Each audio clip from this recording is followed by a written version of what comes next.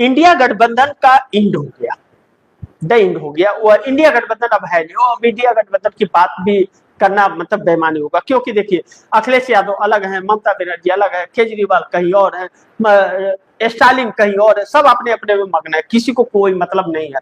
और नरेंद्र मोदी का सामना करने में किसी की हिम्मत भी नहीं है, सामने आकर के खड़े होकर के हिम्मत कर ले नहीं। अब देखिए ममता बनर्जी और अभिषेक बनर्जी हैं, उनके अभिषेक बनर्जी पर शिकंजा कस गया, आज एफआईआर दर्ज हो गया उनके ऊपर।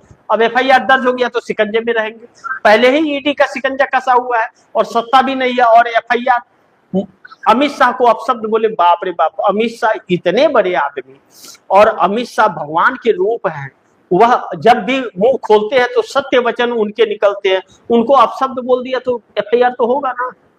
सैया कोतवाल है, डर काहे का, ऐसे ही एफआईआर से शिकंजा कसने का।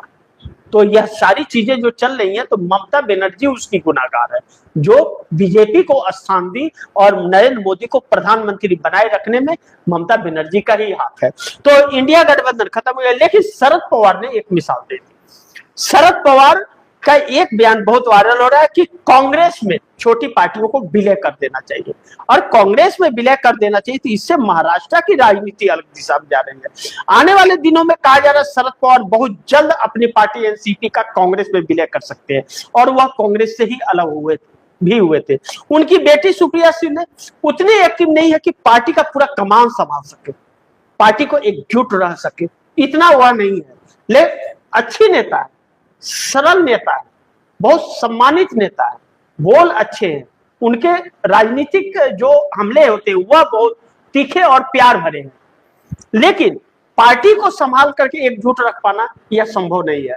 ऐसे में वक्त आ गया है, शरद पवार का कहना है कि वक्त आ गया है कि कांग्रेस में विलय कर दिया जाए। और शरद पवार बीमार भी रहते हैं, अगला चुनाव शरद पवार के नेतृत्व में लड़ा भी नहीं जा सकता, व्यवस्थाएं भी नहीं कर सकते, तो इससे कांग्रेस में अगर होगा तो कांग्रेस को मजबूती मिलेगी, जो भारतीय जनता पार्टी से इस देश को बचाया जा सके। तो यह चीज देख करके अब महाराष्ट्र की राजनीति में अगर ऐसा होता है तो एक बहुत बड़ा परिवर्तन होगा, जो महाराष्ट्र में भारतीय जनता पार्टी के लिए बहुत दिक्कत आएगी। विदर्भ का एरिया वैसे भी जो है वह कांग्रेसी एरिया है, और कांग्रेस बहुत अच्छे प्रदर्शन करती है, भारतीय जनता पार्टी के पसीने छूट जाते हैं।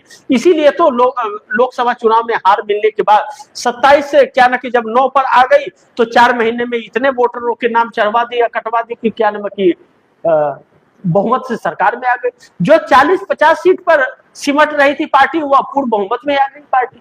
बड़ी दिलचस्प है ना भाई, चुनाव आयोग का एसआईआर कमाल का माल है, और चुनाव आयोग गुलामी भी करो तो ऐसी करो कि एकदम आसमान से तारे तोड़ दिया।